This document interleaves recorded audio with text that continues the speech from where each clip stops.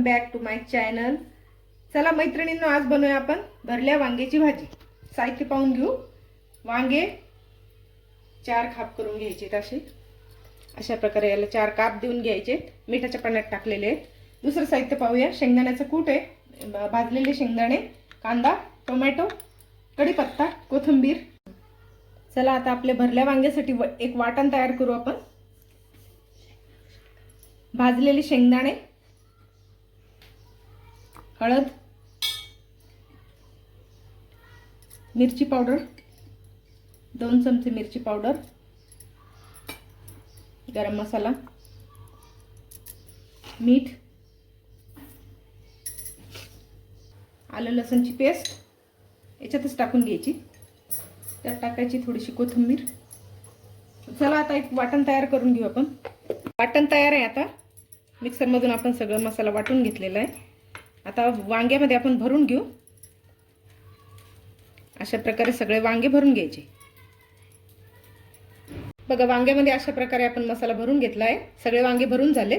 थोडासा मसाला उरलेला आहे, तो आपण नंतर वापरू। चला भाजीची सुरुवात करू आपण। आता कुकर मध्ये थोडं तेल टाकून घेऊ। त्याच्यात टाकायचं थोडंसं जिरं, मोहरी,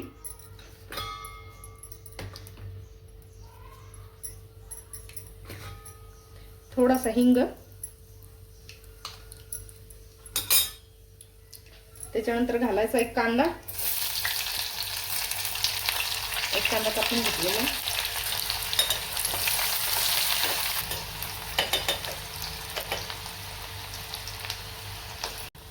कांदा छान तळला गेलेला आहे। आता घालू त्याच्यात टोमॅटो, कढीपत्ता, थोडीशी कोथिंबीर।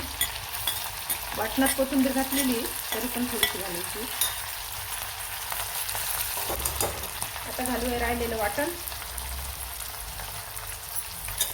घालून 1-2 मिनिटं परतून घ्यायचं छान। आता थोडंसं मऊ होईपर्यंत आपण याला छान शिजू दिलंय।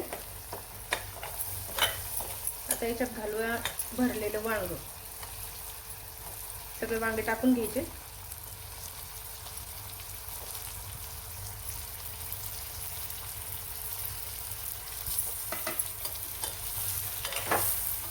चवीप्रमाणे परत एकदा अंदाज बघून मीठ घालायचंय।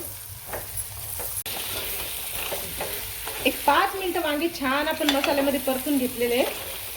मस्त दिसतंय। चला याच्यात घालूया आता गरम पाणी। गरम पाणी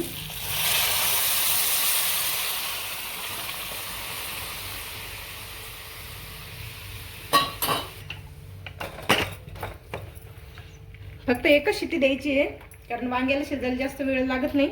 एका शिट्टीत वांगे तयार होतात। शिट्टी झालेली आहे। आपण वांग बघून घेऊ। वांग्याची भाजी मस्त पैकी शिजलेली आहे।